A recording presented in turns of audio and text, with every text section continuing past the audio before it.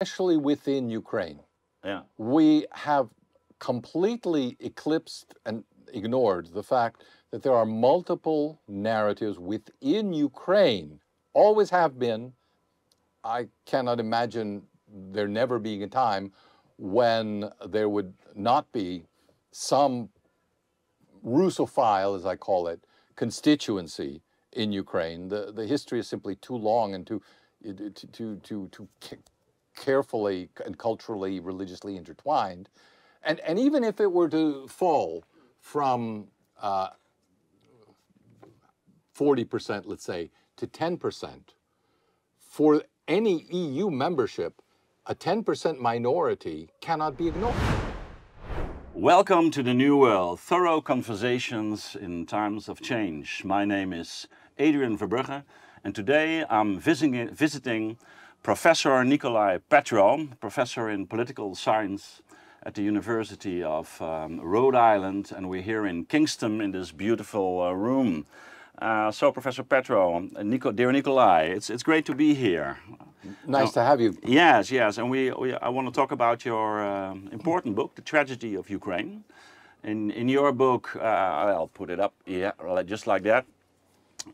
In your book, you're describing the historical background of the tragedy of Ukraine, what is happening right now. You wrote, I think, the book in the periods between 2014 and 2022, and in the book you mentioned that after you finished the book, at finishing your book, the war broke out. And in fact, one of your proposals to use the classical Greek tragedy and maybe it can bring a resolution to the problems where Ukraine is dealing with. Yeah, it turns out that instead of this resolution, a war broke out. I want to have this discussion with you on your book and on the current situation we're in. But first of all, this simple question. How is it possible that today in the West, we're simply looking at this conflict from a perspective of Russian aggression and Ukraine as a, you can say, a sovereign nation state as dealing with this Russian imperialist aggression? How come? Because when you read your book, and I think it's so important, then you can see that this is really a huge simplification of what is going on over there right now. So this is the easy question. Yeah, no, yeah, maybe we end with it. But, well, no, we end with it. But just how is it possible that we are talking about it that way? Public discourse, our public discourse is shaped by our political leaders. So whatever our small group of political leaders decide, they want to convey. The media, and I use this generally, it's everywhere, west, east, everywhere. Studies of media communications, I think, shows that the media, as a rule, do not challenge the established narrative. They see it as their major purpose to convey that narrative and its main points clearly to the population. That's the news. The commentary on the news then becomes more diverse. And we see that pattern holding true here. It was decided, or there was a consensus view, I think, on Russia as a spoiler in international affairs, going back many years, going back even before 2014, going back 2008 at least. I'm thinking about the invasion of Georgia. And the entire period since then, including the events of 2014 and up to 2022, there was this narrative was already being shaped.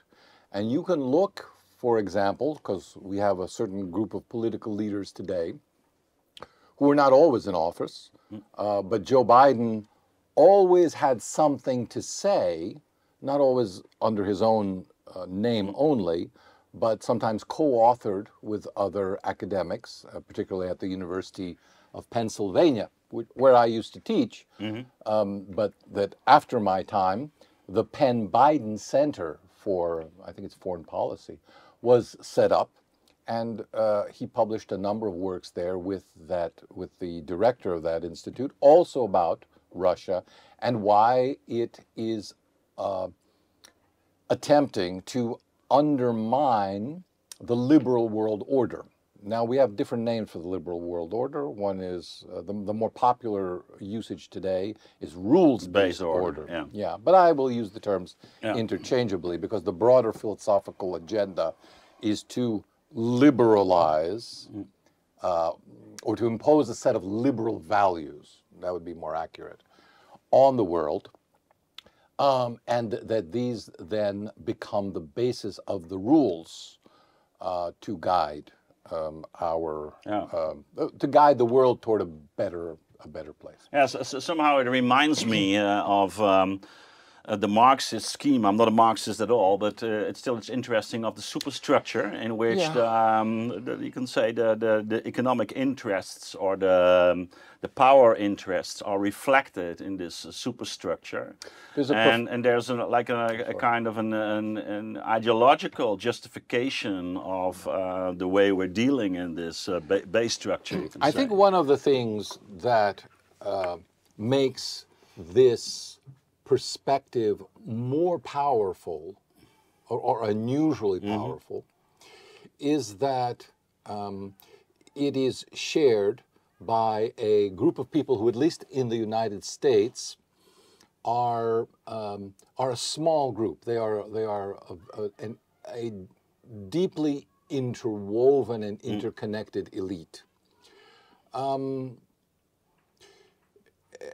And in the process of becoming so, they have financial resources. They use these financial resources to accomplish and promote people who will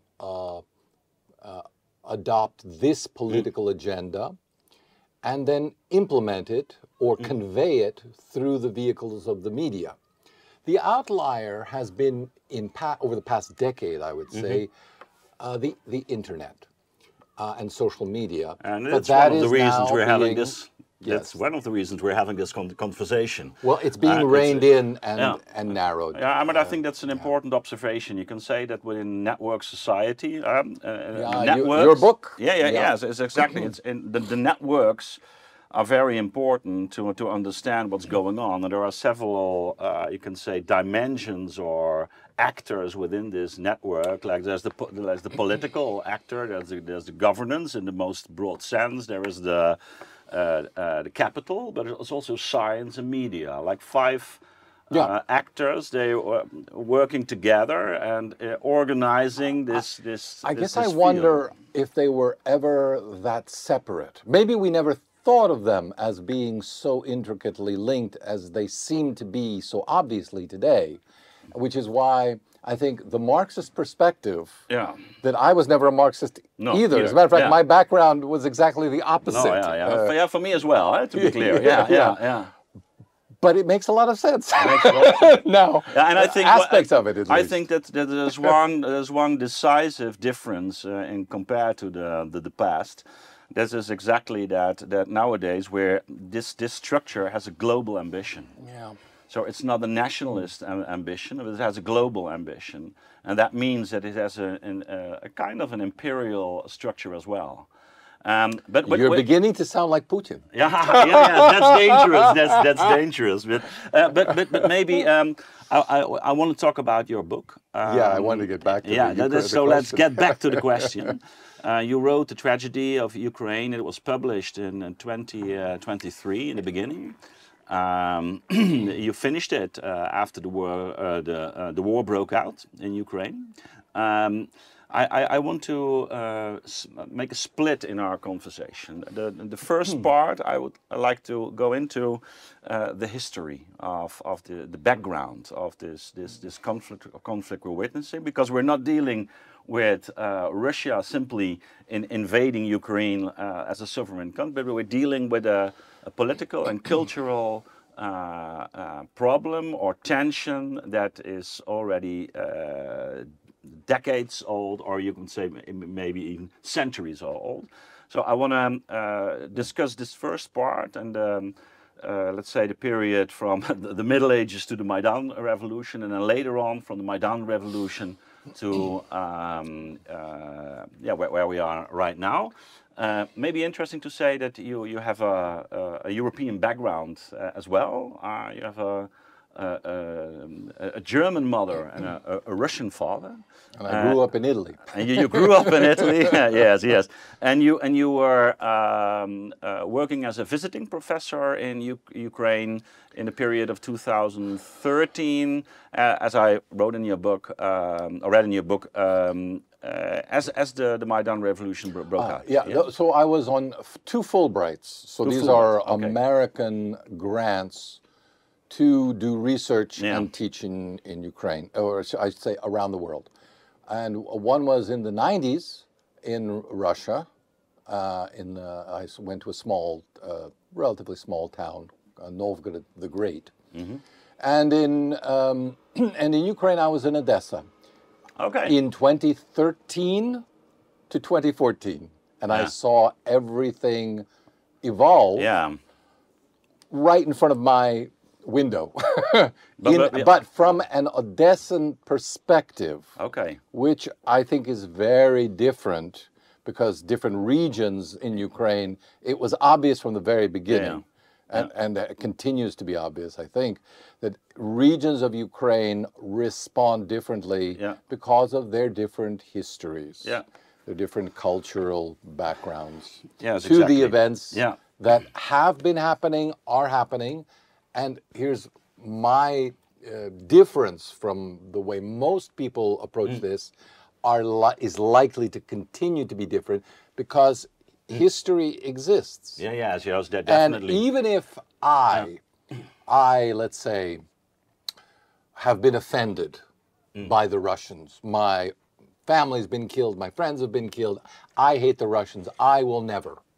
But I can't speak for my children. I don't know what my children will think and who they will marry, or who they will fall in love with, or where they will wind up working, and even more so with grandchildren.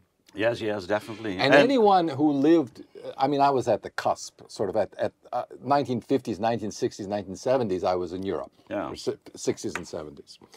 And as a young child traveling across borders, there I still met older generations of people in Holland, for example, who would not speak German if you spoke German to them, but it didn't matter anything to the young people that I was hanging out with. That just wasn't an issue anymore.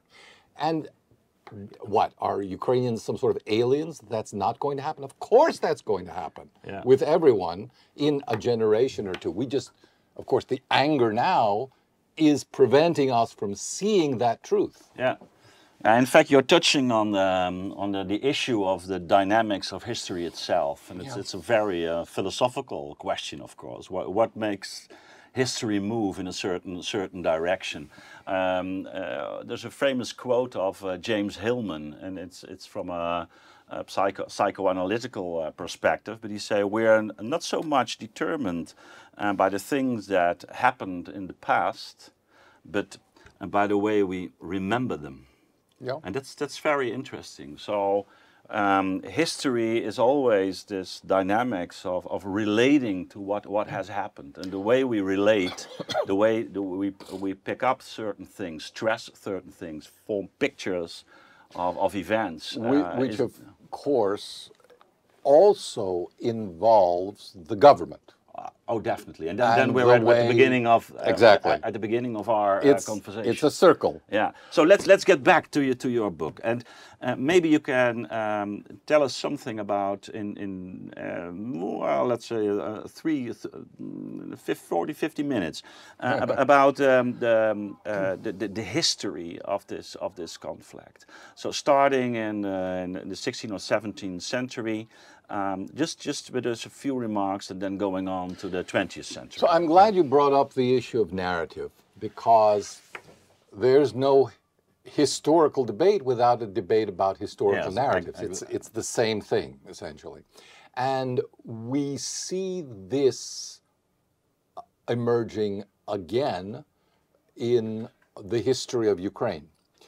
In other words, there were events in the early and mid-17th century, which led to the joining of the Kazakh headmanate. Headman, there was an independent, semi-independent Kazakh entity with their families and everything that had moved to beyond the Russian Empire, which at that time did not extend all the way to the Black Sea.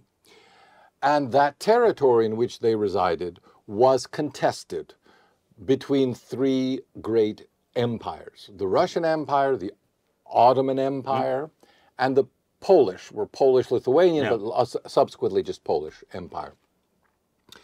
And all three empires contested this area, and Bogdan Khmelnytsky, the head Cossack at the time, in 1654, decided that it was imperative for his people, and at that time we're talking about Cossacks and their families. Cossacks are basically independent, free-spirited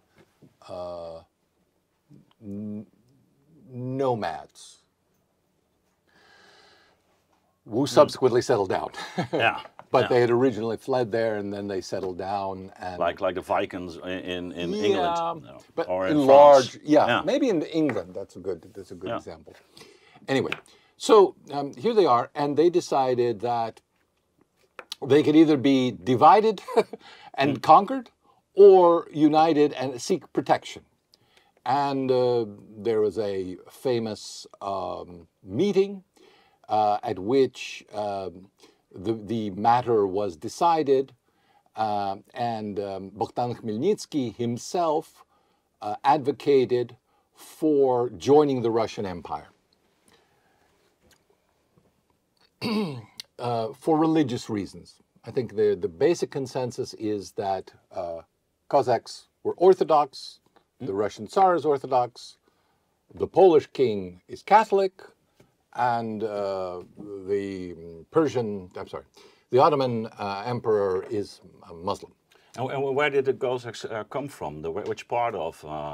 They basically came together into this area, fleeing from serfdom, fleeing to a region that was beyond the direct control of the Tsars. Okay. Into what was then known as Southern Russia. Okay.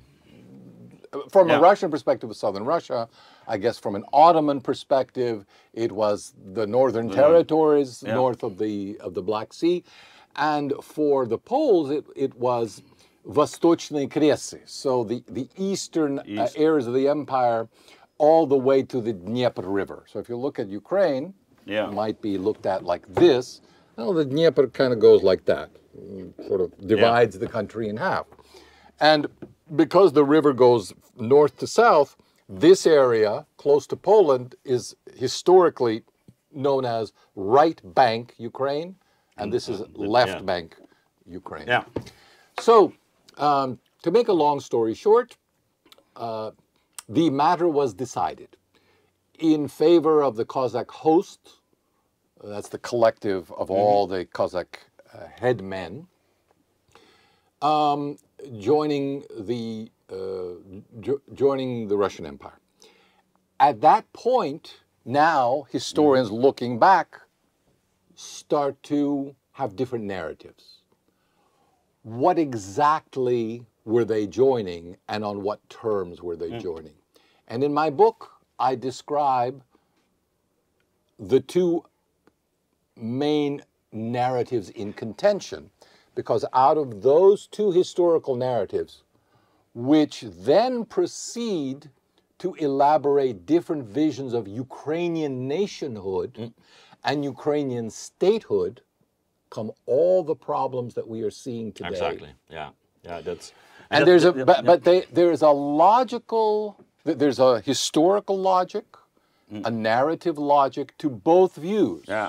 Yeah. And very highly respected historians can disagree, and they can fall on one side, mostly fall on other sides, and they get, I've read some of these debates, and they get fairly technical and detailed. But you know, a historian can look at a historical event, any historical event, and interpret it from very many perspectives. Yeah, but I think what's very important about this birth of Ukraine, it makes clear that in the end the narrative decides is more dominant instead of the ethnicity.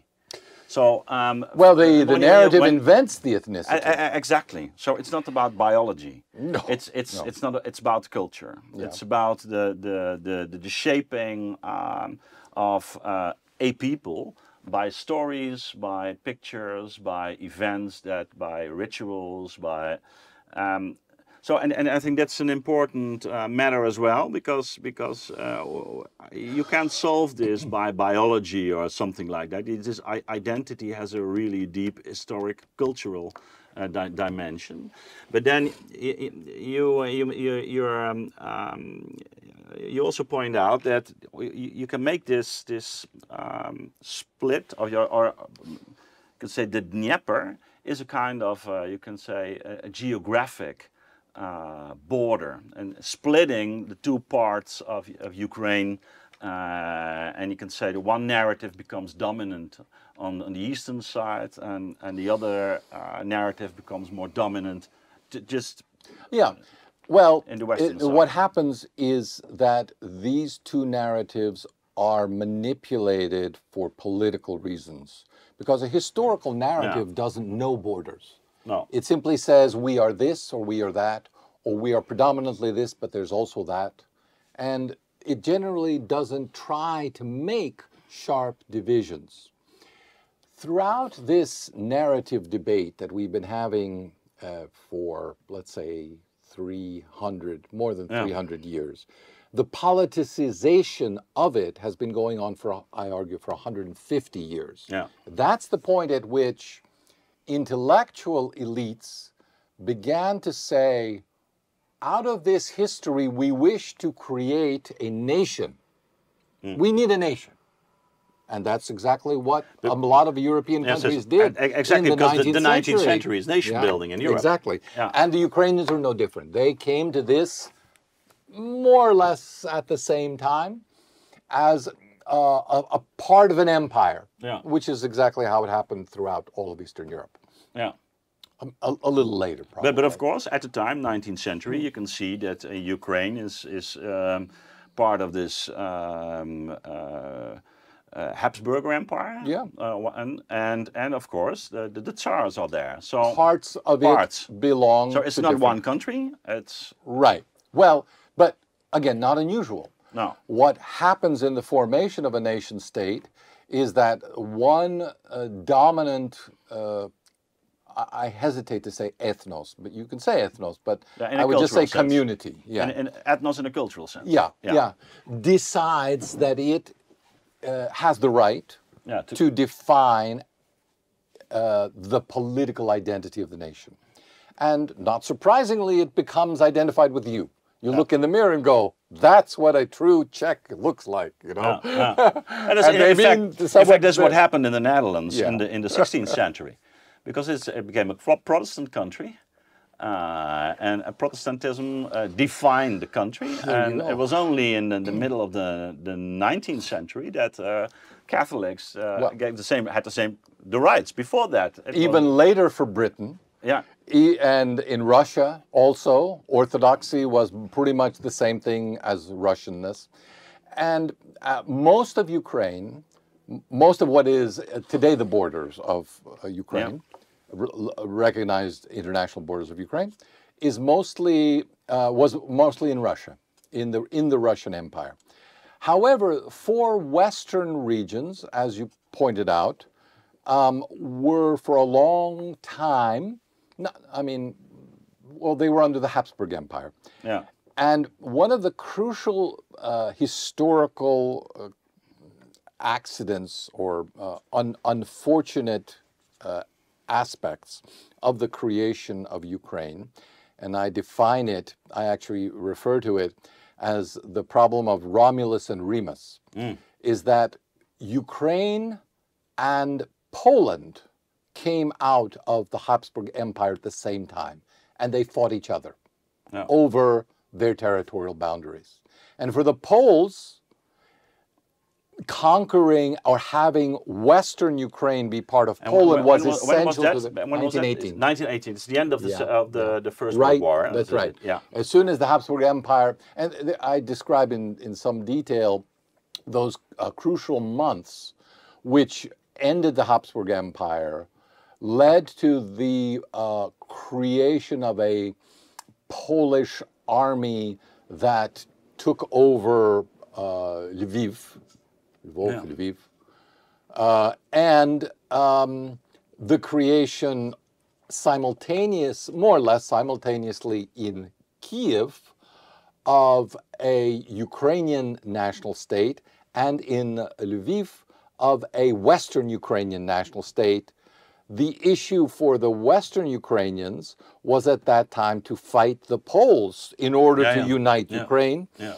And as it turned out, sadly, for the Ukrainian national leaders in Kiev at the time, they were willing to give up Western Ukraine in order to liberate 80% essentially of Ukraine and have it be with Polish assistance, maybe even with German assistance, military assistance, independent of the Bolsheviks and Russia. And that led to the first great internal conflict within Ukraine over who should, not even the borders themselves, because those were always being renegotiated and defined at the time, but over which elite has the proper right to define what it means to be Ukrainian. And now it becomes not just ethnic and religious, but also political. And once it becomes political, it involves the military even more, because it becomes a matter of defining your territory, having a military that would defend those borders. If you're talking about a community, like a religion or an ethnos, there were fights all from the 17th century onward, but we're talking village by village, not a great war of our greater Ukraine against greater Russia and greater Poland. Makes me think of a famous definition by the German cultural philosopher Oswald Spengler. You can say a lot about him, but he interprets legitimacy as having the right to write. So, like doubling, who is having the right to define right? And that's exactly what we're talking about here. So, what elite is? So there's a synonym, so a homonym then. Right as what is correct and what is law. Exactly, exactly. And it has something to do with, you can say, the atmosphere also. Who is accepting the elite to be the elite Yeah. that is ruling the country. So that is and of course this elite is trying to justify itself by political means, by propaganda, etc., etc. Let me move this forward right up to 2014. Yeah, but because maybe just to make things clear, also for the audience. So this period after the Second World War, and First World War. the First World War, of course, after the First World War. So you can see in the western part of Ukraine, you have this kind of national state identity was opposed to Poland. And it's primarily, yes, at that time, because that was their what they have historically been fighting against. Exactly. Catholicization and Polonization. Okay, so that's happening in the west, and in the east of Ukraine, you find this counter movement against the Bolsheviks. Well, yes. But the boundaries. You mentioned the Belarus. Malorussia. Yeah. Is it, you can say this. Are these the Belarusian elites who are at the time? So the term Malarus coexists in Ukrainian legal documents with the term Ukrainets, Ukrainian. They're used interchangeably, going back to the early 17th century. And those two terms continue to be used interchangeably for the most part through the early 20th century. There is, however, historians who have looked at these documents from a philological perspective have noted one important aspect of this usage, that when this territory is defined in terms of the people who live there, they are called Malarus. Malarus. Okay. When the territory is defined as the borders of a region, the region we are talking about, they call it Ukraina. Yeah. At the border. Ukraina, the term itself comes from Poland. It is a Polish term to refer to their borderlands with the Russian Empire. Okay, so Malarus is the ethnic, Russian term. It's more ethnic. And it refers to, it literally means Little Rus. Not Russia, really. Okay. But remember that before the Russia we have today, there was the Russian Empire. And before the Russian Empire, there was a series of small, in Russian terms, but large in European terms, principalities that were eventually united together by force, for the most part, under Muscovy. And before that, in the centuries after the Varangians, the Vikings, were invited to come to rule over our lands, the Russian lands, the territory was known that they were talking about in the chronicles, in the early medieval church chronicles, you talk as about simply it in your book. Rus, simply the Rus. And the Rus extended from, again, borders were not very well determined at this point. Let's call it the far north to Kiev. Kiev and territories south. Although at that time, the Black Sea was not considered part of Russian lands. I think that's fair to say.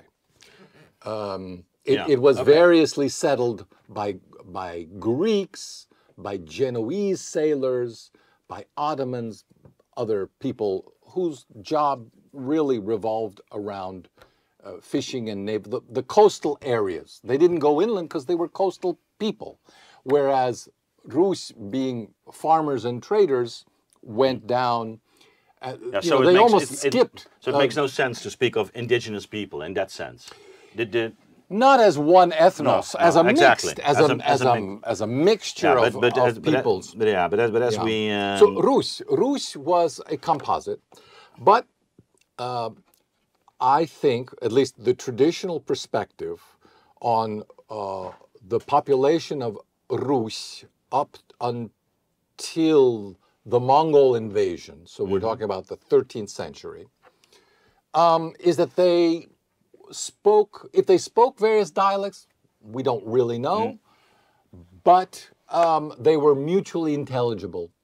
And there's a lot of historical reasons for that. The book lists that we have are the same in Kiev as in Novgorod, as in Moscow wasn't an issue then.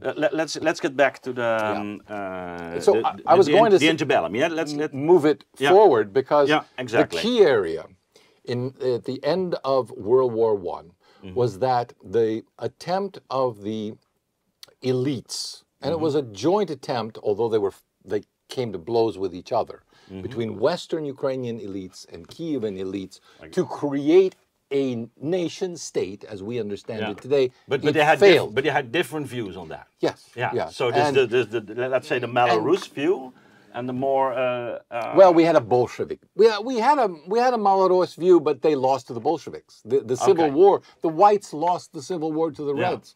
So whatever that idea was, maybe a restoration of the Russian Empire, not going to happen. The alternative was either a Western Ukrainian national nation, or alongside with perhaps a communist Ukraine, a Bolshevik Ukraine. Yeah. Anyway, that whole project failed. Western Ukraine became part of Poland. This simply was absorbed into Poland and Polonized. And the rest of the country. A lot of atrocities at the time. Well, we're talking. I'm not going to object to that term because it could mean anything. What happened then? Yeah, but it's not was without typical violence. for what? No. It was because I talk about the Polonization of the Western Ukraine involved the imposition of a national standard. And everywhere this happened, France, England, Germany, everywhere, it happened at different times, but when you impose a national standard, you know, education itself, even in primary school at that time, was with the switch, you know? Like, you didn't learn your lessons, you know, that was normal, and so it's the same principle writ large. I mentioned it because of the atrocities during the Second World War. Well, that's what I was going to get to next. It is related to this history of the 20s and the 30s. Yes. Violence begets violence. Yeah. So the failure of the attempt to create a Ukrainian nation state during this window of opportunity that I think Ukrainian intellectuals, to be fair, had been preparing for, some group of them, prominent, had been preparing for 40 years, you know, or more, and it collapsed. They didn't get what they wanted. So obviously the Ukrainians who were left in emigration, began to scratch their head and say, what happened? What did we do wrong?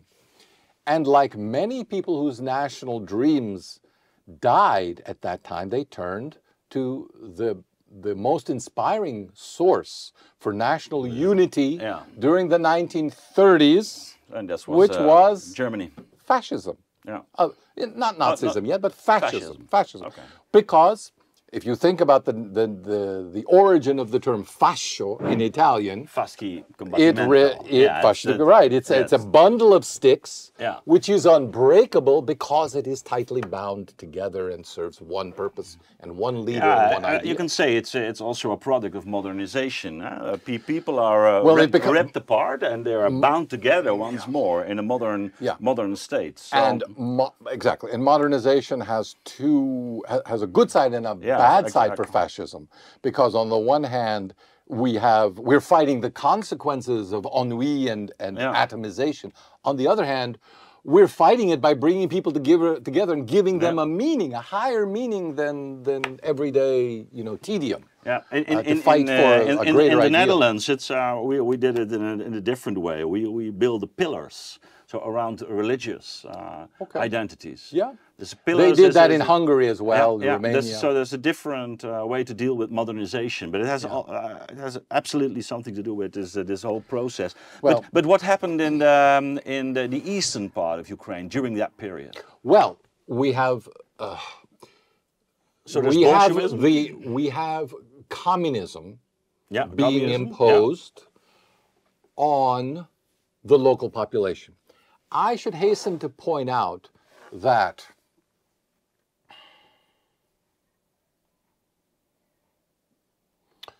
up until World War II, the eastern borders of Ukraine were not what is considered Ukraine today. The capital was not Kiev. The capital of Soviet Ukraine for more than a decade was Kharkiv. And the areas of which are now contested militarily, Donbass. Donbass is two regions, Donetsk and Lugansk.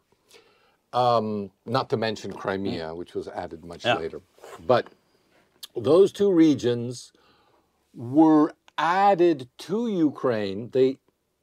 I think it is fair historically to say that they had no historically identifiable ties to what is understood as Ukraine in Western Ukraine. They were simply people, Ukrainians, Malaros. They were Southern Russians. They weren't the same as people in Central Russia or Northern Russia. They were Southern Russians. But they were not part of the Ukrainian project. They didn't see themselves as wanting an independent state. And they were incorporated into Ukraine at, as Vladimir Putin often points out, at Lenin's insistence, and subsequently, in order to counterbalance the rest of Ukraine, which was primarily rural and seen as too, therefore, traditional, and therefore opposing to that's interesting. Like the modern project of Bolshevism. Yes. So there was a communist ideology behind that, in which in fact the laborer was a necessary stage in the historical development of free consciousnse and the good influence. So they needed the industry, and so that's why they brought it together. And both the Tsarist period and this continued over into the Soviet period, the heavy industrialization of Eastern Ukraine was twofold.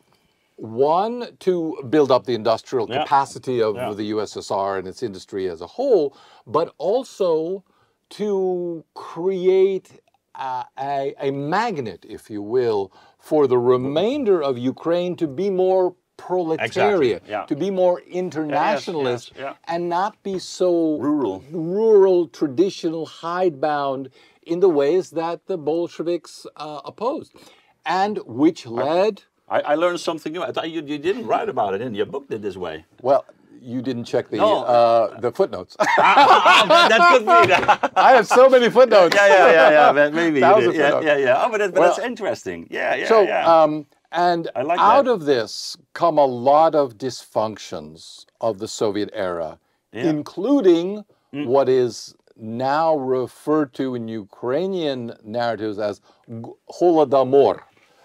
Or the great, perhaps English listeners will know it better from the writings of Robert Conquest, the British historian Robert Conquest, the Great Famine. The Great Famine. Right. And again, a second narrative comes into play here. We know that there was a famine. We know, or for the most part, many people consider that this famine was engineered by the state or perhaps assisted by the state.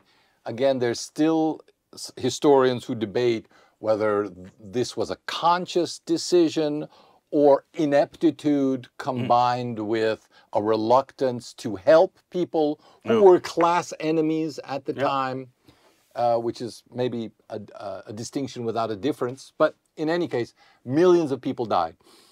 Out of this, however, out of this tragedy, human tragedy, we have again they feed into two very different narratives. These narrative of distinction, the divergent narratives continue. One says, the Ukrainian nationalist narrative, I will now call it, So says from the West, yeah, just yeah. Well, by and large, by and large. that's where its regional base is. Although an intellectual thinking that way can live anywhere. Exactly. They can live in America. They can live anywhere. So what happens in this narrative? What happened was a Soviet/Russian imperial policy of genocide against the Ukrainian population. And that makes sense, because who were the people who suffered? Not the people typically in the cities. They were the rural populations. They were exterminated. They were indeed the carriers of the Ukrainian language, Ukrainian traditions, religious traditions. And the other side says this was not this was a bad policy. This was horrific.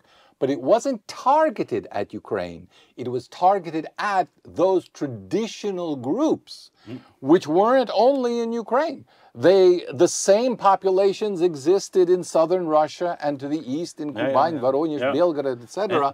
And they weren't targeted because they were Ukrainians. They were targeted because they were peasants. Exactly. And they were well-to-do peasants. So in fact, we see a similar event happening in China under Mao.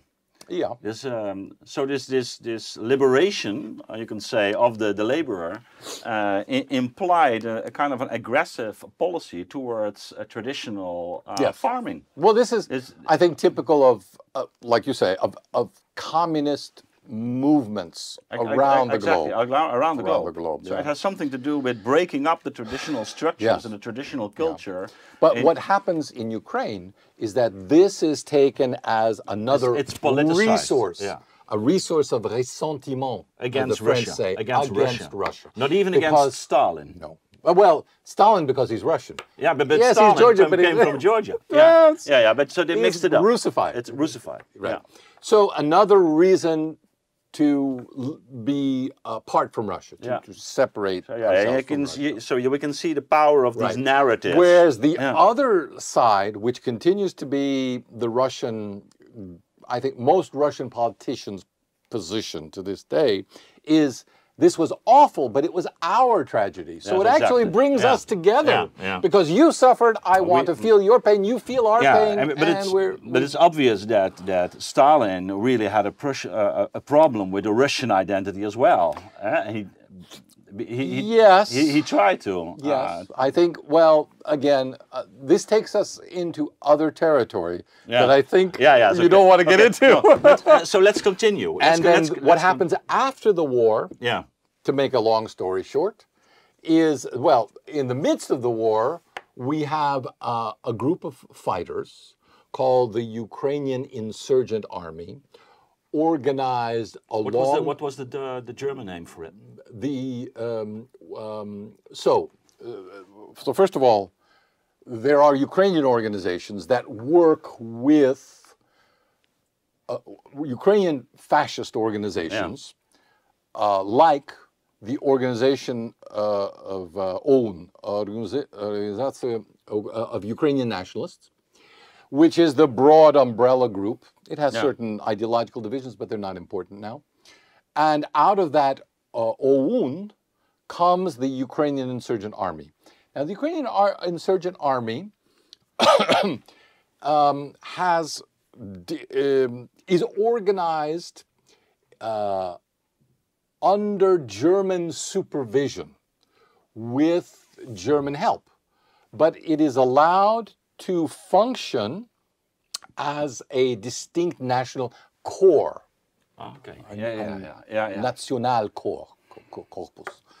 And they have different names and different divisions, Roland, Nachtigall, and things like that. But there was also a Galicia division They were within the SS. Yes. Was this part of this? Yes. Oh, this, okay. So So they were, they were integrated into the German... to different degrees.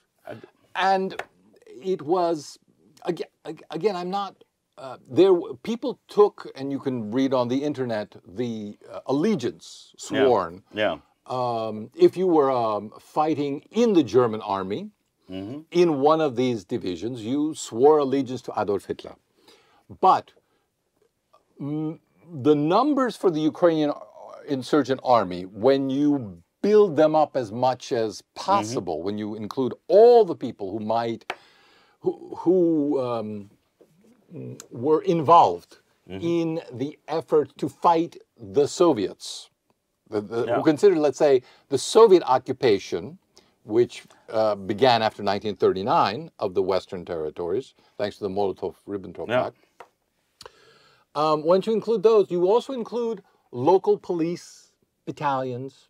Yes, they were allowed to do their things by the Germans, but the Germans, the German Heer, the army, didn't really become, they don't have the resources. They say, look, you deal with the Jews, just don't make them very, but then you see this... and they take on functions of their own, and then they later say, some do, some don't. Oh, we're also with the Ukrainian insurgent army. But so then you see a battle between the two parts of Ukraine. So one part is joining with the Germans.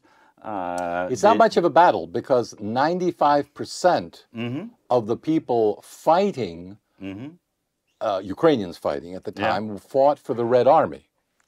And 5%, 80,000. That's important to know. Yeah, 5 million versus, I think, 80,000 at the most were under the...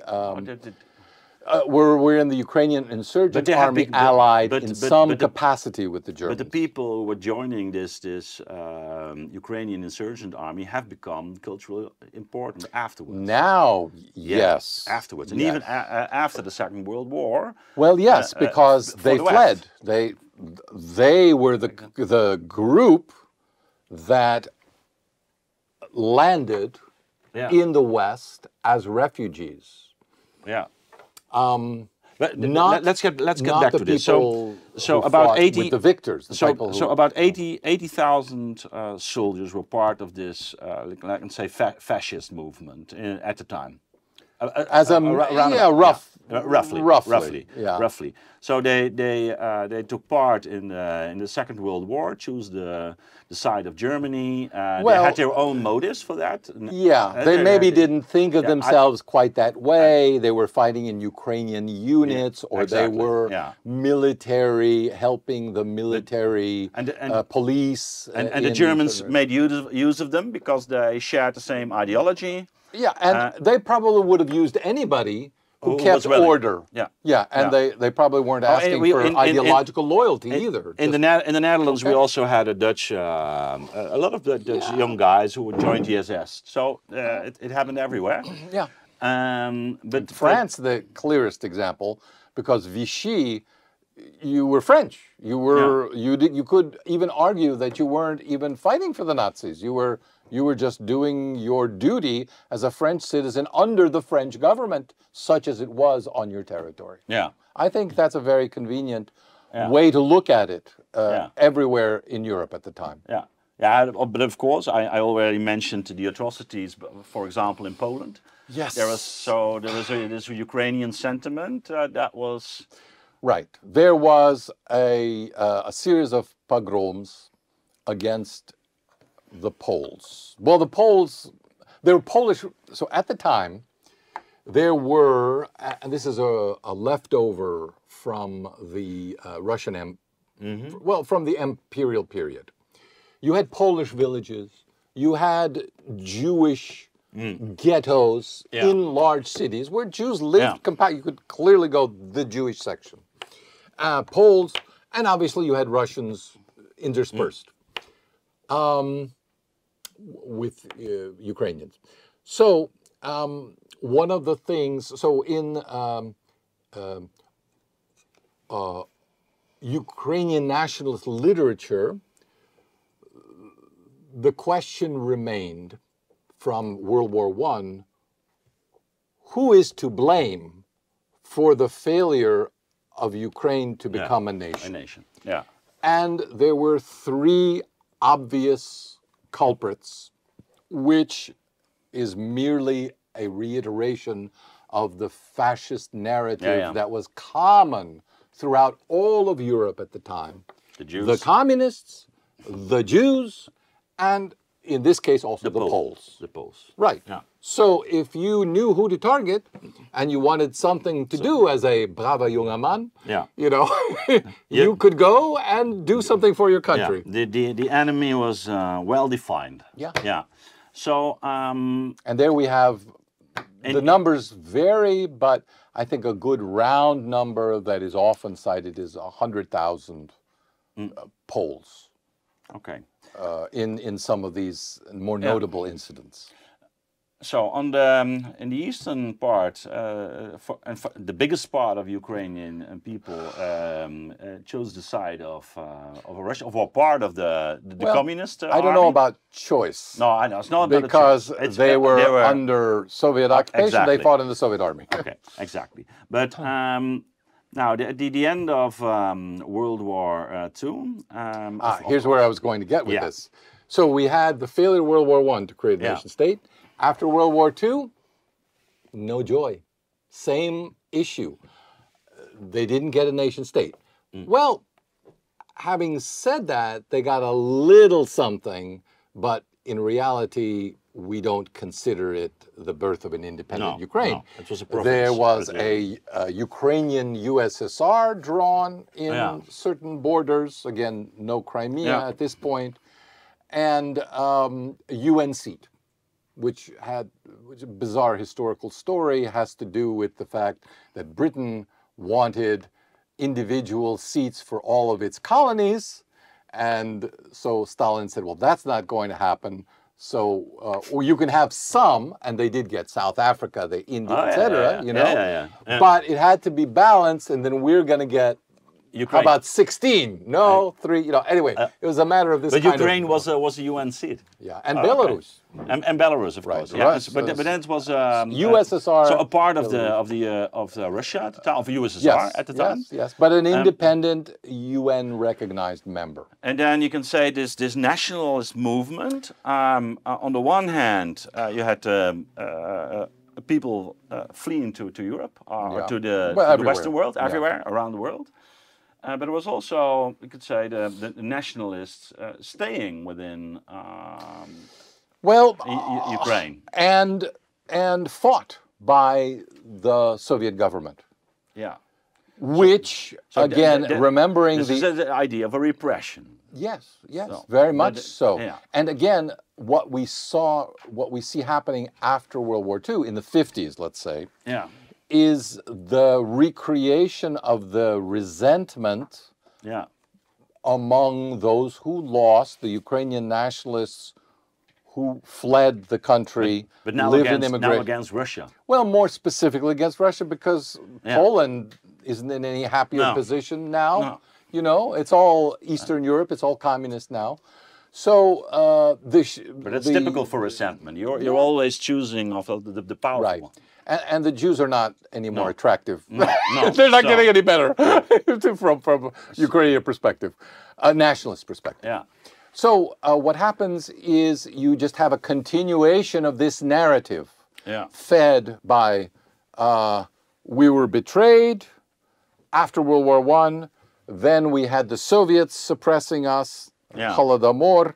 Then we were betrayed again by the West in World War II, or, you know, we thought we were going with Hitler, but afterwards we kind of tried to help the Allies, and it's not getting any better.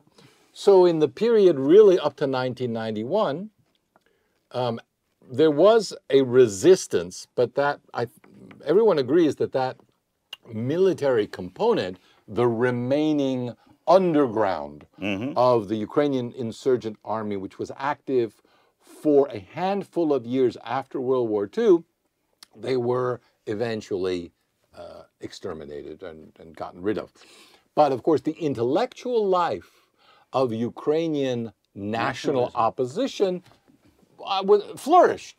It in Paris, in Canada, in London, in Munich, in other areas, and some of the leaders like Stepan Bandera and others survived. They made it out, and or were always in the West to begin with. Because Bandera played a big role during the Second World War. He is. Let's put it this way. Yeah, yes, but he is truly lionized as a role model in modern Ukraine after 1991. Because what was he to Ukrainians between 1945 and 1991 but a loser, another loser. Yeah, wrong choice. Yeah. Living on American funds from Radio Liberty. You know, from his position there. What's your opinion on this idea that the Western intelligence service, for example, the CIA, funded these movements after the Second World War because of you can say the strategic value they had? That's no secret. I mean, not only there's a lot of history. There are dissertations written about this. Yeah.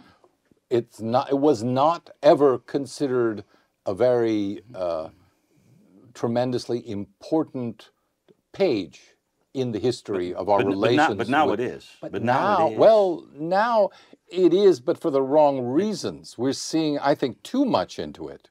Because if you think about what they actually accomplished, and I must say that my own background here, my family's background, I should say, is involved in this aspect, is part of that political immigration. A lot of my relatives were Ukrainians, and came and were essentially, as everybody in our community knew, supported by the British and the Americans primarily, but also by private donations, etc. But those were the two big funders. Yeah. And it is true that in the 1950s, I was just interested in this history, looked into it, and then asked my father, my parents, what the deal was. Yes, exactly. And they said, yes, that was the way we survived. That was the way we carried on our political mission. Yeah. Which was to liberate the USSR, Ukraine, Russia, whatever it was.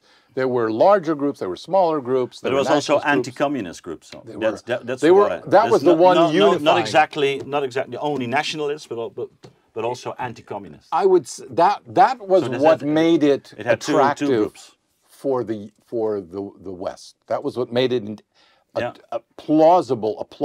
made these groups a plausible ally for Western intelligence services. But let me just finish on that and say that the height of that funding was the 1950s. Okay. And then they decided, the West, not surprisingly, anybody could have seen the writing on the wall, said, well, we've given you all this money, and what have we gotten for it? Yeah. There's no uprising. You're spending money on balloons and sending leaflets, and nothing's happening.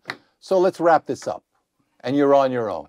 And that's basically what it became by, I would say, the 1950s.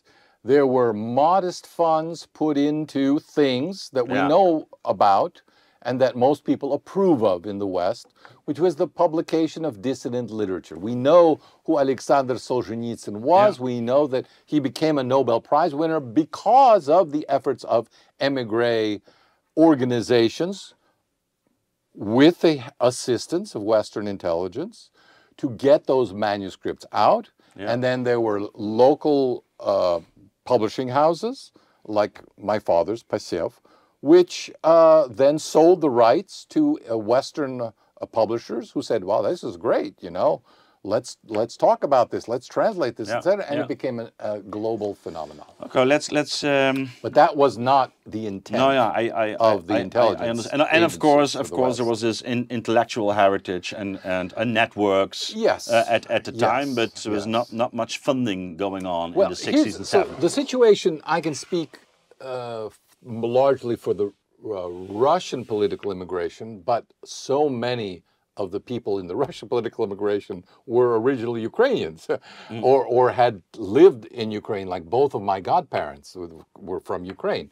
And there was a Ukrainian nationalist political organization as well.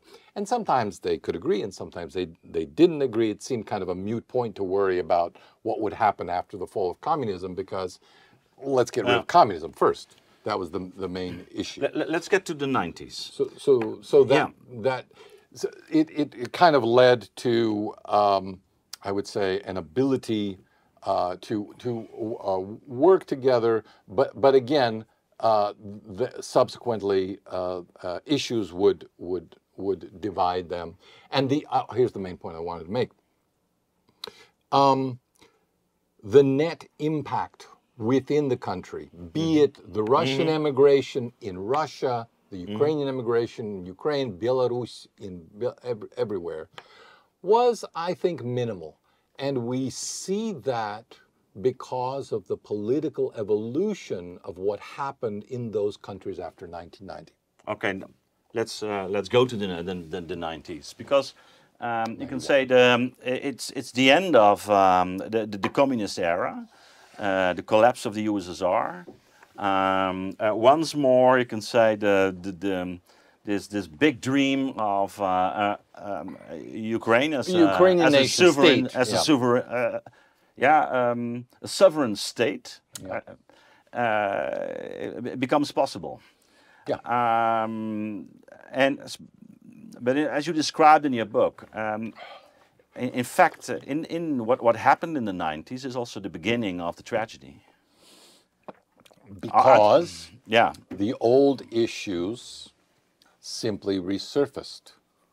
Which region, and there are different visions of what Ukraine should be, because our identity is not just as we define it, it is always defined with relation to the other. I am not only what I think, I also know that I am not you for these reasons. Yeah. And both of those help to establish my identity. Both, it gives it a context so that I know I'm not you, I'm not you, I'm not you.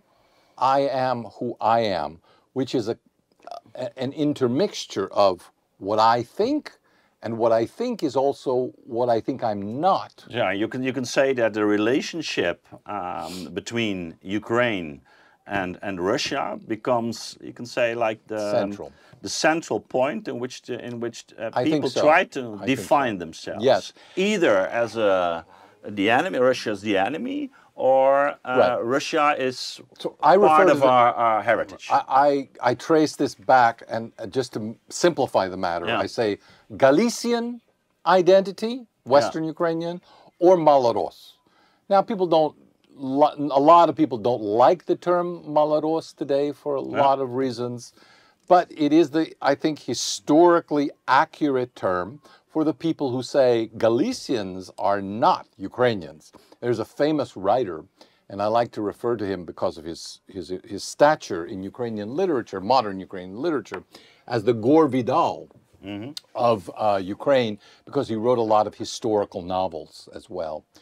His name is Ales Buzina, and he was murdered in 2015 by Ukrainian nationalists. But before that, he was a very prominent critic. He was an editor. He was on television a lot. And he wrote a book called, which is a riff, if you will, off of President Leonid Kuchma's book, Why Ukraine is Not Russia. He wrote a book, Why Galicia is Not Ukraine. And it's just a thorough historical look and argument. It's a narrative about here's who we are and here's who those people are, okay? And we don't share a common vision of the future. Why?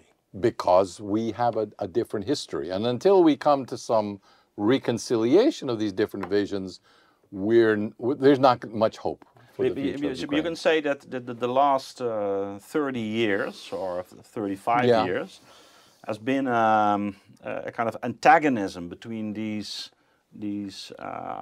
identities or these narratives about their own identity. Yes, but it didn't need to be.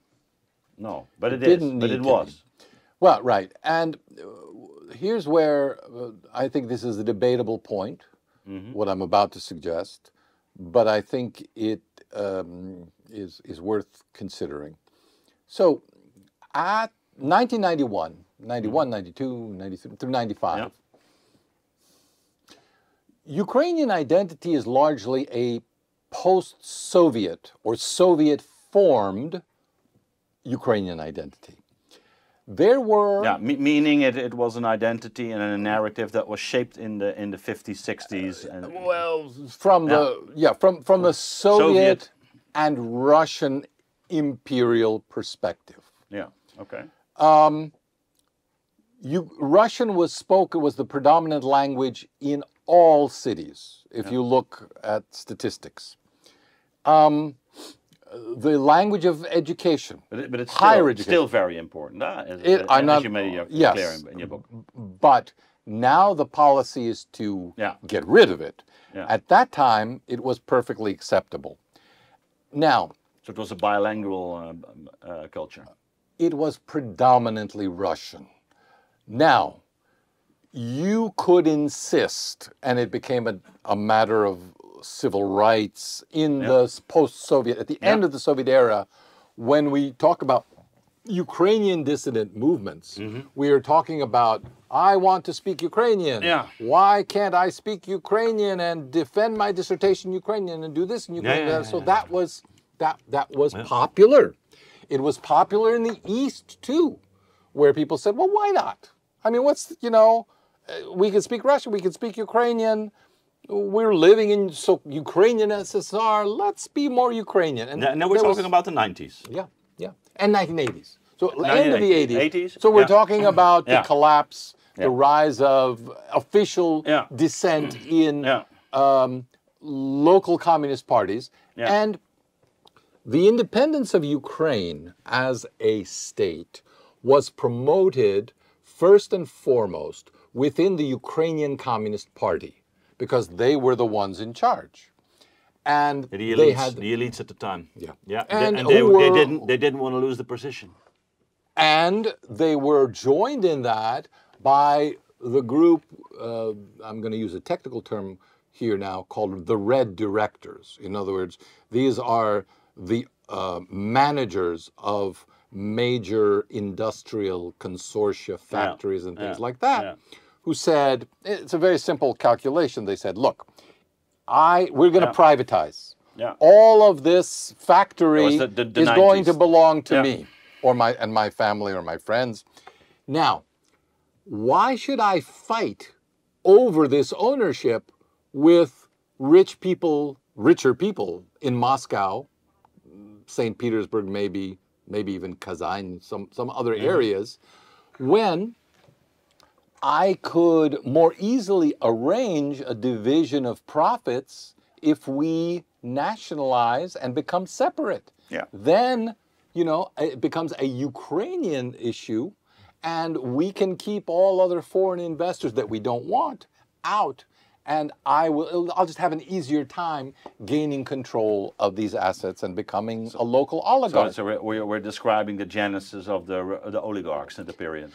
Yes, so they switched in ideology. Republic. They switched in ideology, but to stay in their position. Fair enough, but they didn't become liberal capitalists. No. They were still but they values-oriented towards socialism, but what would they call it? State capitalism. State capitalism.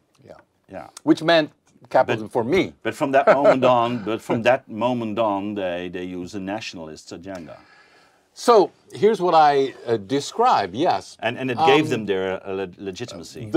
the broadest possible constituency that you could have for an independent Ukraine, given that probably the vast majority of people at the time weren't thinking in terms of separation from Russia.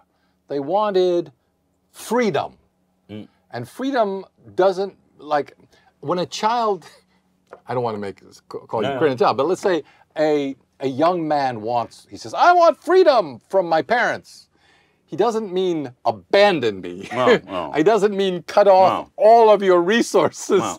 He means give me more space. Yes, exactly. Yeah, and he might get that, and he might get what he doesn't want, which is complete, cut off. And so in Ukraine, they basically most people they understood independence to mean freedom to make local choices, but also to benefit from all the ties we've always had. 20% or more of Ukrainians have relatives in Russia. From an etymological perspective, it's interesting that the word free is related to the word friend. It's in the European Phrygia. And in Dutch, we even use the words vrij, free, vrij.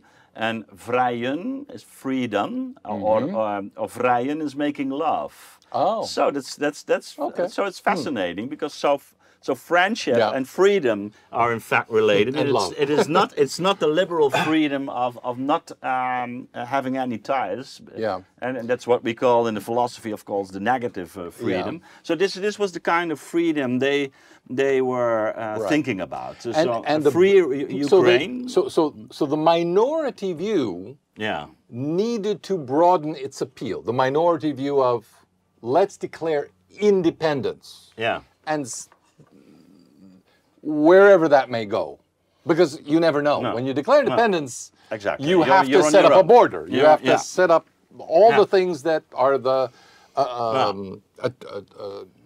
trappings of independence. So what happened was, to broaden that base, there was the political elite of the Communist Party, which formed the nucleus of the Ruch movement, which was the popular, just the name Ruch means in Ukrainian, the movement, which means the movement for independence. At first it was for cultural autonomy, but then it eventually became the movement for independence.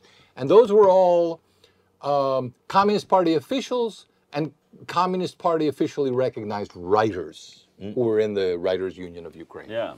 And then alongside those, you had the Red Directors who said, I can see where I can profit out of that. Yeah. And we're talking, therefore, so we have the center, the political center, the political core. The East is where the industry is. And then the group that is left out is the Western Ukrainians. What do you give them? You say, well, same deal, pretty much, as we give to the Red Directors, only in the cultural sphere. We will now allow you to promote Ukrainianism, Ukrainian language, Ukrainian culture. That was the deal. That was the deal. And now you have three legs for Ukrainian independence and statehood. And on that basis, an alliance had to be made. And that alliance had to persist for 30 years, or roughly. The weakest leg, because it had influence, but in the intellectual elite. But, if you are a Ukrainian speaker from Lviv, and you go anywhere else in Ukraine, in Odessa, Kharkiv, Donetsk, doesn't matter, you're going to be forced to speak Russian, because no one there is going to be very comfortable speaking Ukrainian to you. And conversely, people in the East, when they go west, they find the need, they're expected to make, to speak Ukrainian. Although, again, the imperial mindset, the usual, this is the way we do it in Ukraine, and they mean Eastern Ukraine, and the people in the West mean, well, this is the way we do it here. Regionalism was a much stronger aspect of what it meant to be Ukrainian in the West than it ever was in the East. So when you talk about what is Ukrainian, in the West, they meant Galician identity. That's what should be Ukrainian. And in the East, they just meant who we are today. And that conflict could not, they were always, that was an unresolved conflict. Now, the political elite and the economic elite could get along because what they did was they alternated. They said, okay, now we're going to have Kravchuk, the first president. Okay, but he's going to support industrialization, but he's also going to support he's going to support independence, and he's going to support moderate Ukrainianization. Well, even that little bit of Ukrainianization was a little bit too much for the East, so the next go-around was Kuchma, who, at least, again, for his rhetoric, the way he campaigned was, let's build up our economic ties with Russia so that our industry becomes bigger. He himself was from an industrial background in the East. And so there was that shift, again, to the power base of the East. Then comes Yushchenko, Viktor Yushchenko, who, again, more of a centrist politician, not interested, wanted to distance himself from these clans, as they called them in the East, and in order to do so, hey, bring the nationalists in. Let's make this more of a Ukrainian project. By the end of his 4 years, his popularity rating was down to 5%. He didn't even get, when he ran the first election, he got 5% in this re-election. He got 5% of the vote, and so Yanukovych won. And Yanukovych, again, brings us back to the East. And then we have the events of 2014, in which eventually, I guess, the constituency that had gathered momentum in the West organized itself, received political and economic and intellectual support from the West, then said, okay, there's a moment, there's an opportunity here for something. It happened spontaneously, but then they took, let's say, they helped it along to end this political back and forth and commit Ukraine to a Western Ukrainian perspective and point of view. Then we're at the second part of our interview, but just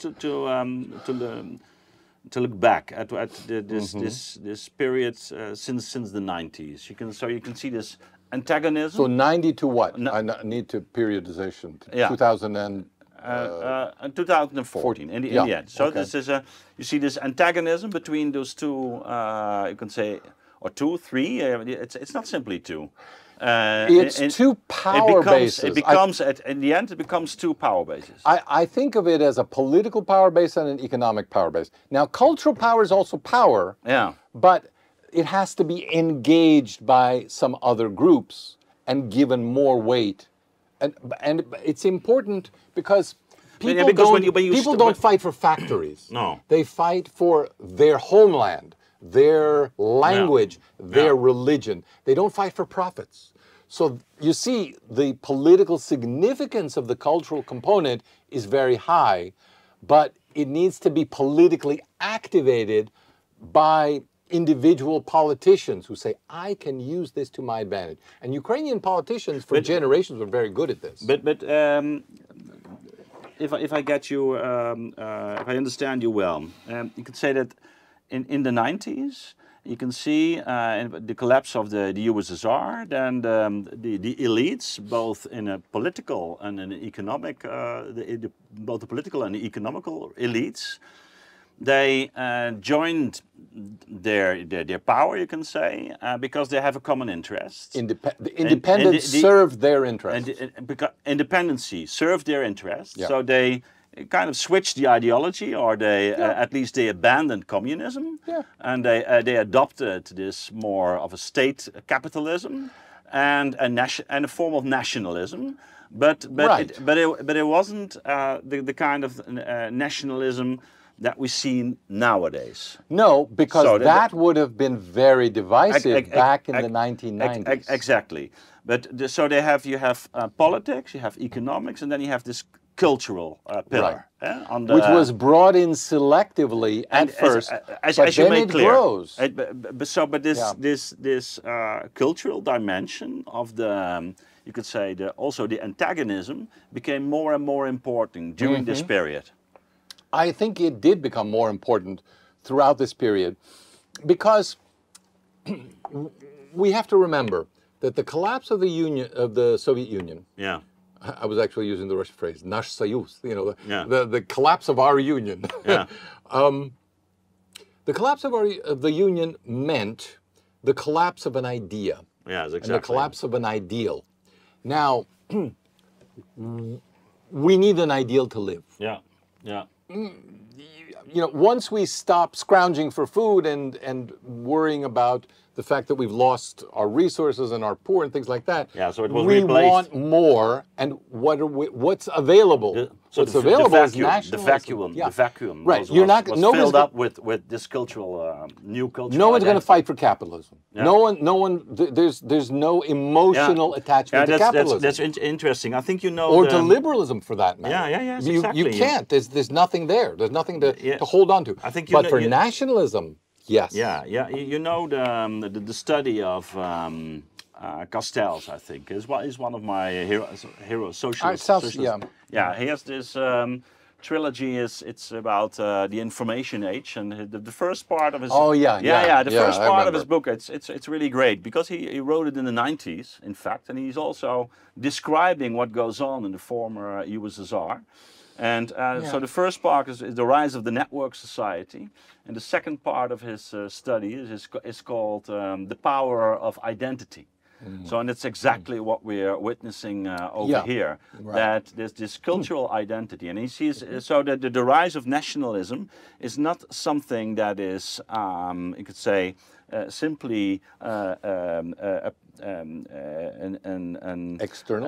external to globalism, but it's in fact an internal dynamics. Yeah, as a matter of fact, I think because a lack of meaning. That's what he says.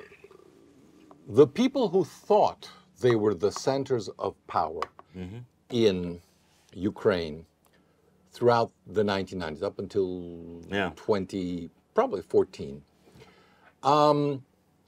didn't see how they were losing their influence to the nationalist constituency. Because of this cultural dynamics. Yes. Yeah. They thought they had control, but they were gradually losing it, and at some point they didn't have the leverage to control the people that they thought they did. But that's exactly what's happening in the European Union right now, because it's been defined in a liberal way, in an economic way, and it lacks this. Let's explore that for just a second, because what that led to in Ukraine was the militant constituency of the cultural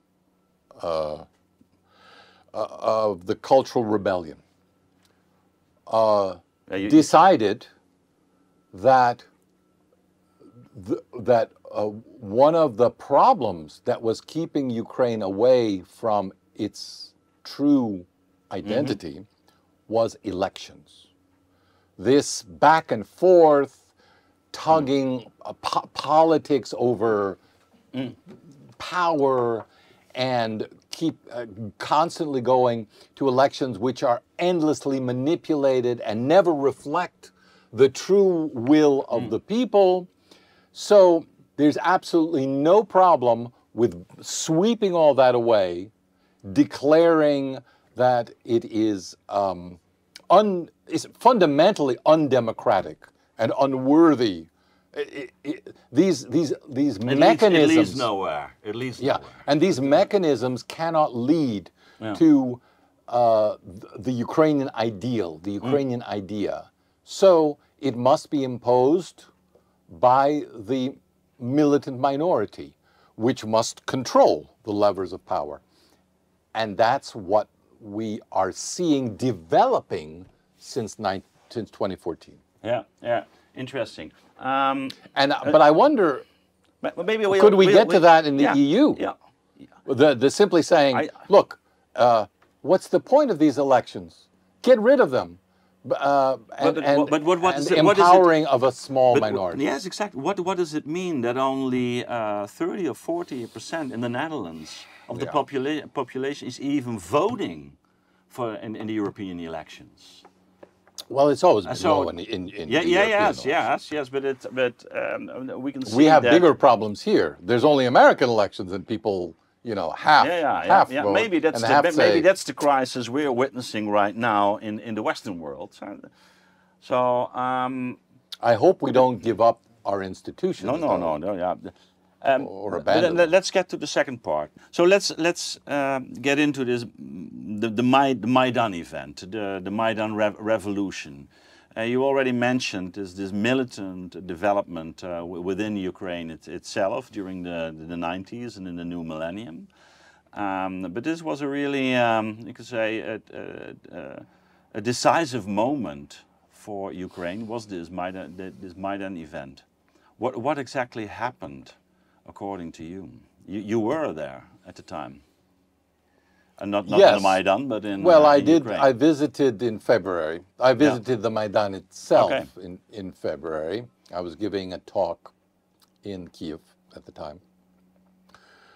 But I saw it mostly from Odessa, from the Odessa's perspective, or my perspective in Odessa. So what was the Maidan?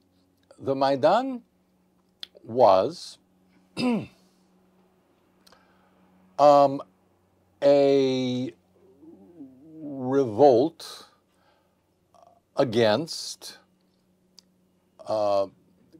the government of Yanukovych, which was perceived by many Ukrainians as being corrupt, unresponsive to Ukraine's desires, the people's desires, to have closer ties with the West, and therefore needed to be replaced. Yeah. And so these are not sentiments that the average person has, because the average person is not political. The average person lives their day-to-day lives and wants calm in their day-to-day lives. But we're talking about, as with any political movement in the world, we're talking about elites and people that they can mobilize to represent the interests of the masses. And the popular discourse in Kiev at the time and in Western Ukraine was what I just described. Yeah. And it became increasingly targeted at the person of Yanukovych and his family rather than the government, which is hard really to replace because it's so many different things. But if you say Putin, get rid of Putin, get rid of Gaddafi, get rid of Trump, exactly. get rid of, you have a focus. Yeah, you personalize You personalize it. And it was personalized around Yanukovych. And was it at the time also personalized around Putin? No. I mean, no, not at the time. I don't think so, no.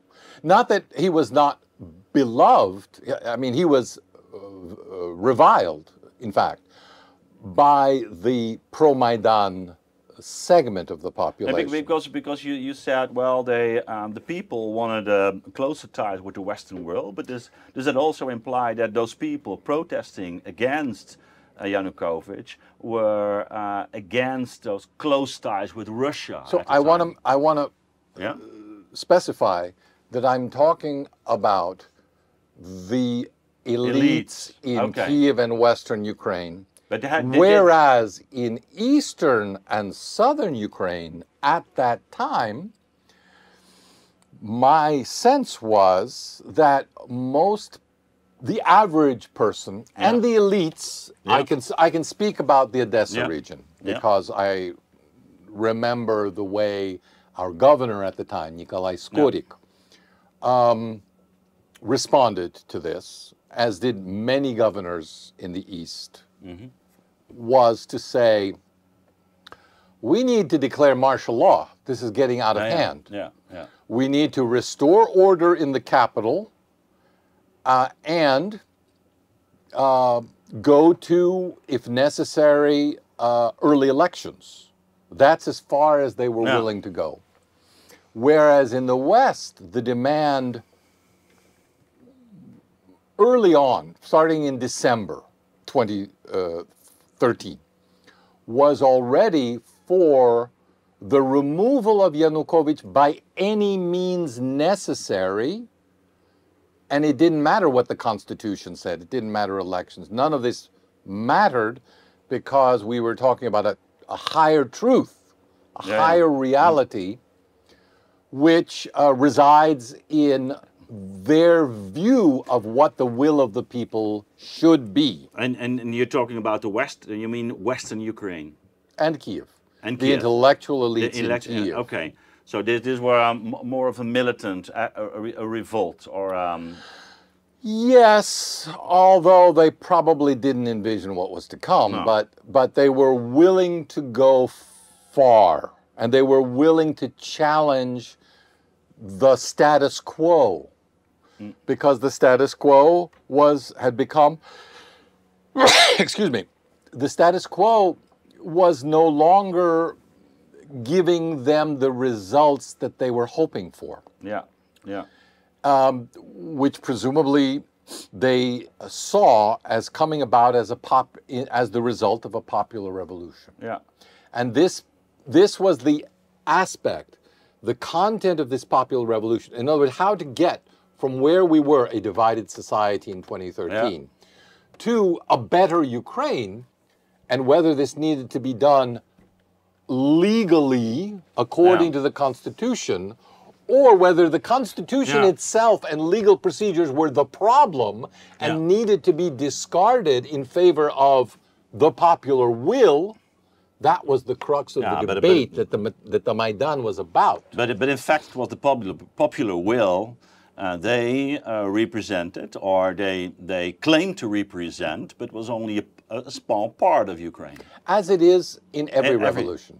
And all from time immemorial. We're getting back to the narrative. Yes, of course, but of course you could say they were successful in certain parts of the Ukraine. They did represent probably the majority in certain parts of Ukraine. Certain parts of Ukraine. But not in others. No, exactly. And that's where the problem begins. Yes. So then, once you've accomplished, I'll just call it the coup.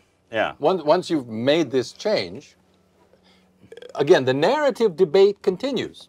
Because it's a coup in the East and the South. And a popular revolt, therefore legitimate. The freedom in fight. The West. A freedom fight. Right. And a coup, and therefore illegitimate in the East and South. Now, what are we going to do with this debate then becomes the problem for 2014, 2015, 2016. Exactly. And one of the ways we have started to talk about it in the West is, of course, that in 2014, in fact, Russia started to use violence, first of all by taking the Crimea, by force, and stirring up, you can say, subversive movements in the Donbass, and militarizing them, etc. But I find it very interesting in your book. You're giving a slightly different picture. Yeah, I'm not denying that. No, you're not denying it. What I'm saying is they had a receptive audience in those regions. And in my book, you can read the history of what local constituencies in the East and the South, their political elites had been talking about since 1991.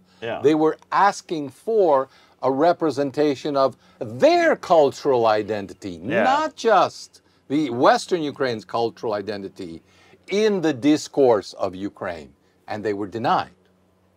So it's not surprising that they took that, and when they were denied the popular, the voting, they were even voting was taken away from them because the results, no one challenged the results, the legitimacy of Yanukovych as president. They just wanted to get rid of him without any election. Yeah. And to have, but it also depended on the period. I mean, they had like what was going on in the Crimea, in Crimea. Sorry, and I said the Crimea. In Crimea was of course during the let's say the reign of Poroshenko something different than during Yanukovych, isn't it? Or was this no? So Poroshenko was not in office in when Crimea.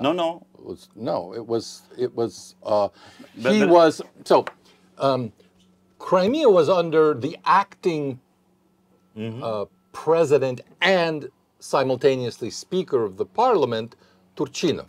Okay. So that all was done then. Then the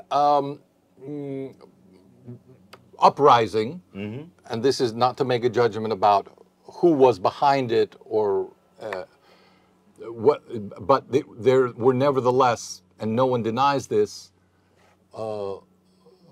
popular support, significant popular support, tens of thousands of people involved in the uprisings and seizures of government buildings in the East, which led to their declaration of independence.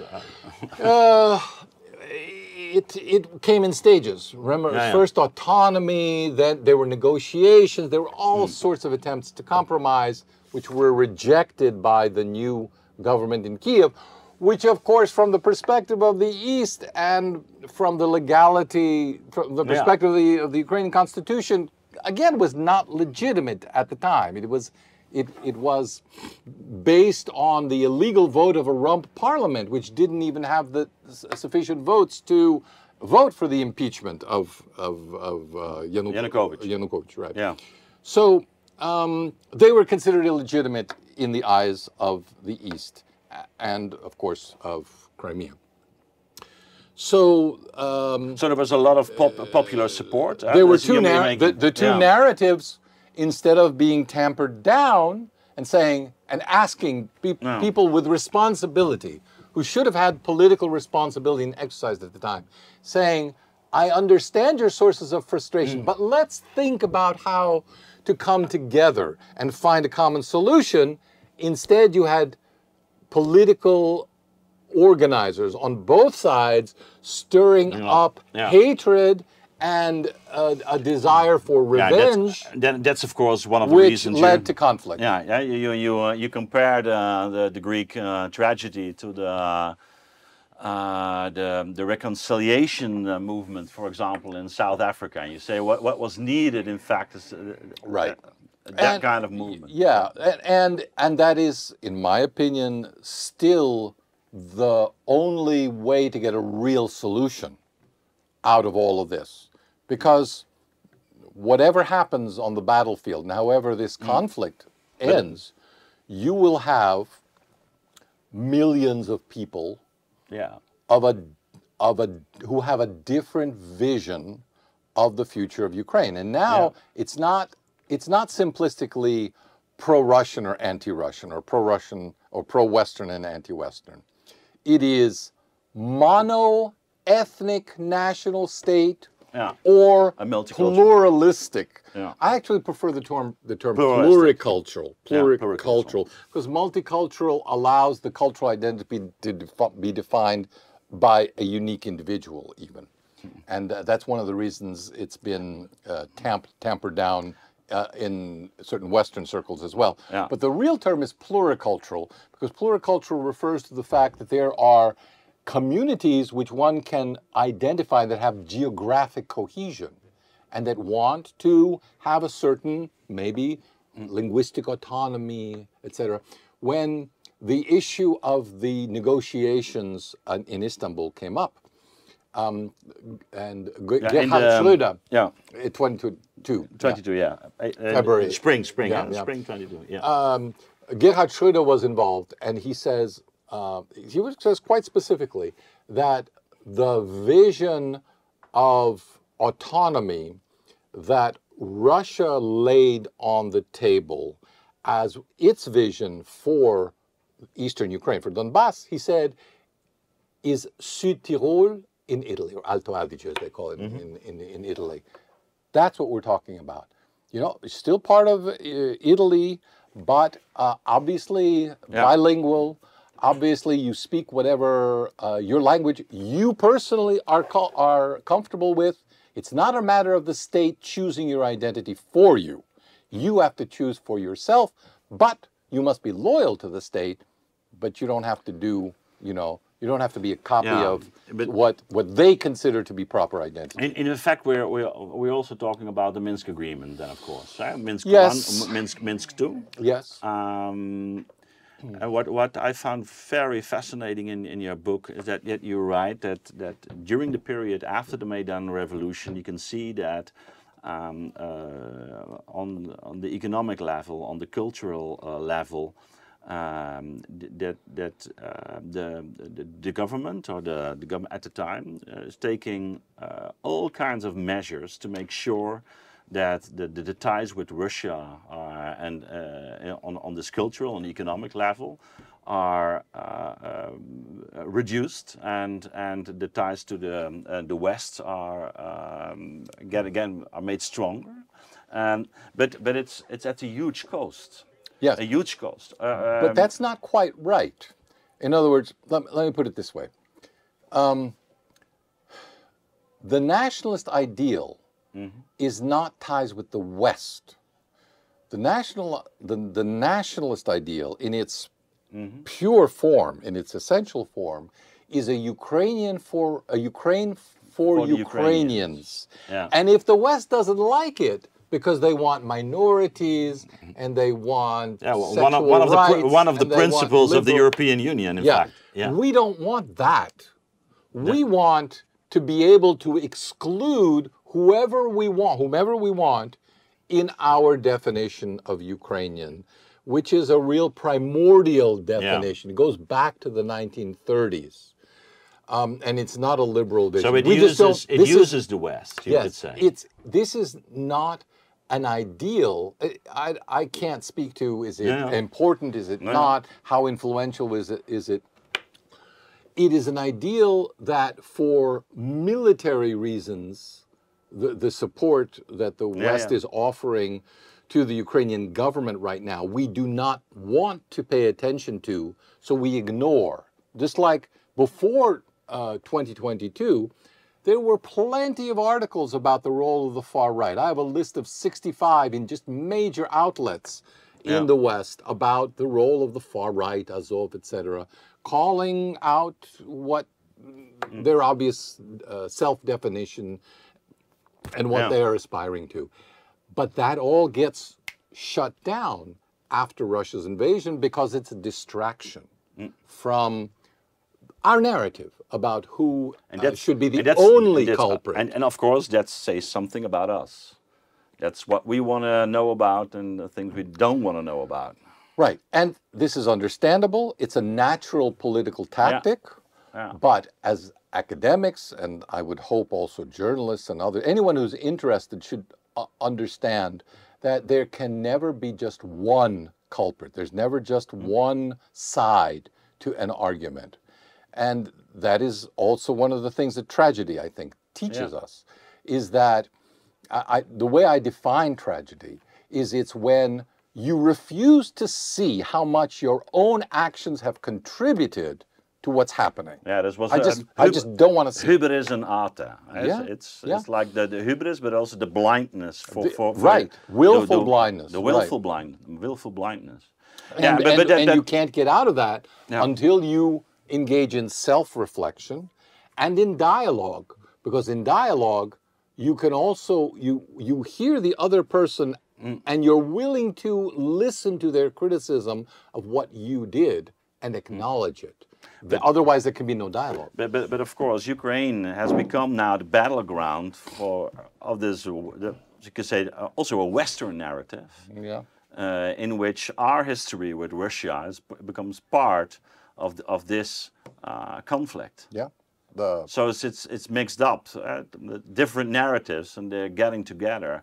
How is there a way out for Ukraine right now? Because it's on the one hand, it depends on the West for the support and the military support and the economic support. So what is the way out? So they're in stages. One stage, which I do not call peace, but I call conflict resolution, is the quickest and most direct way to get to a ceasefire. I would want that to be the priority. And as a technical matter, I've heard this mentioned a couple of times. It makes sense to me. I think a better Western approach would be to tie military assistance to Ukraine, which they have the right to defend themselves.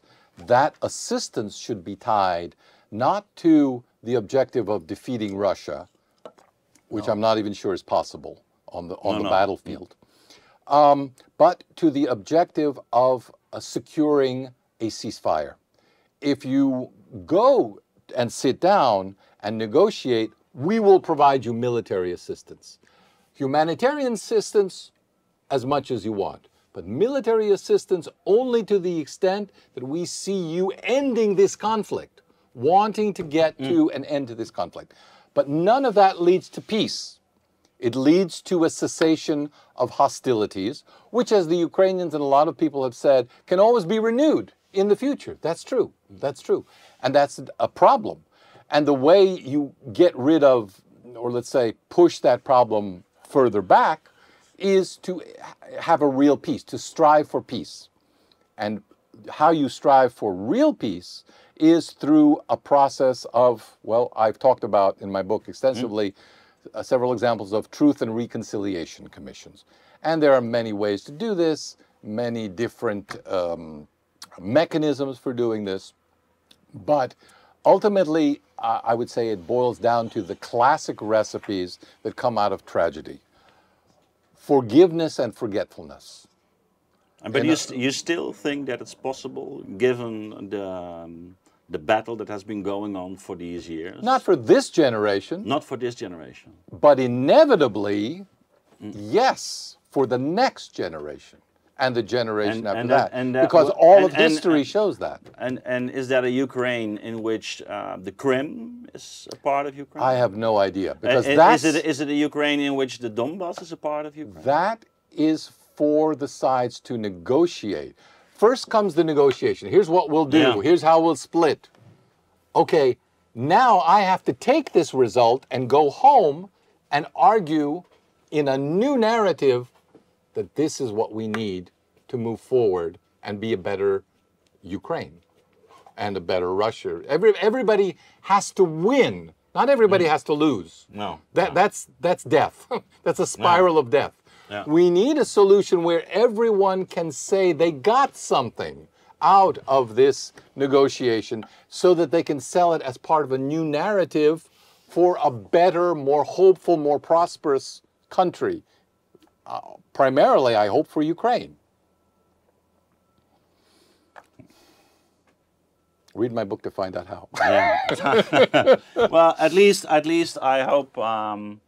There are mechanisms, but yes, that's a technical matter that will have dozens. You know, but at least I hope that in the West we begin to realize that this is something that the Ukrainian people themselves have to find out. Right, and stop propagandizing also within the West itself that there is only one story that is true and the other one is propaganda. Especially within Ukraine. Yeah. We have completely eclipsed and ignored the fact that there are multiple narratives within Ukraine, always have been. I cannot imagine there never being a time when there would not be some Russophile, as I call it, constituency in Ukraine. The history is simply too long and too carefully and culturally, religiously intertwined. And even if it were to fall from 40%, let's say, to 10%, for any EU membership, a 10% minority cannot be ignored. It has to be granted recognition of some kind and be welcomed into the larger constituency, because otherwise it's, again, a trauma for that polity. Unfortunately, we have to end this conversation. I have to get on to Florida. I would like to thank you very much for this thorough conversation on the tragedy of Ukraine, and I hope we can continue our talks, maybe online once more. Very nice. Thank you very much. Thank you.